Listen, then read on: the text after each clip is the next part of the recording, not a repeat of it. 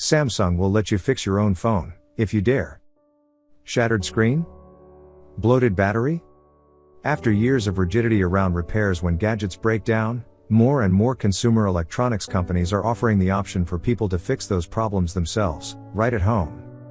Help Desk, technology coverage that makes tech work for you. Right. Samsung said this week that customers who want to try their hands at fixing gadgets can now buy genuine smartphone and tablets parts from repair resource website iFixit, as well as from Samsung's experience stores across the country. The push to make at least some of its gadgets more easily repairable comes amid a broader national conversation about the right to fix the products we buy, spurred mostly by heightened scrutiny from the Federal Trade Commission beginning last year. Since then, Apple launched a self-service repair program of its own, while Google partnered with iFixit to offer tools and genuine parts to would-be tinkerers.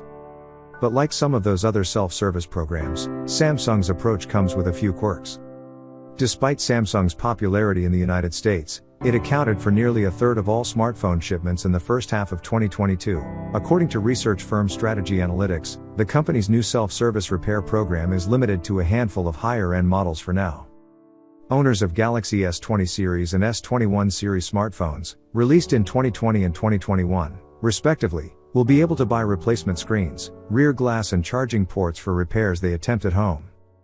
In offering the resources to make these repairs, however, Samsung highlighted its use of designs that make fixing gadgets more confusing than some would expect. You can't, for example, buy just a screen to replace a broken one in your Galaxy phone. Instead, Samsung says you must purchase an entire screen assembly, which includes the display itself, the metal frame that surrounds it and another battery. Essentially, that means replacing the entire front of the phone and then some.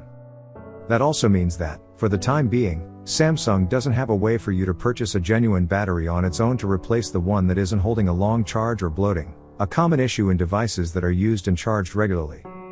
These kinds of self-repair programs are pretty new, so it's no surprise they don't always feel fully fleshed out. And even when they do offer a more comprehensive set of replacement parts and guides, some of the processes involved can seem a bit strange. Let's say you had an iPhone 12 with a broken screen, for instance. You can pretty easily find the replacement parts on the company's self-service website, but if you want to follow along with every detail in Apple's repair guide, that requires using a specific set of professional tools that can be rented, but come in a set of heavy Pelican hard cases and require a $1,200 credit card hold. So here's our advice: unless you've done this sort of thing before, or don't mind following guides with dozens of steps, you may want to avoid tackling a phone repair job at home. These kinds of fixes really benefit from a level of finesse and attention to detail that, shall we say, isn't everyone's forte. And we're not kidding about how fiddly these guides can be. According to iFixit, the process of replacing a Galaxy S20 screen assembly requires 41 steps, and that doesn't include putting the phone back together. But now we're left with a bigger question. If these companies are willing to let us repair the products they make, how about designing them so they're easier to repair in the first place? For now, at least, that's much easier said than done.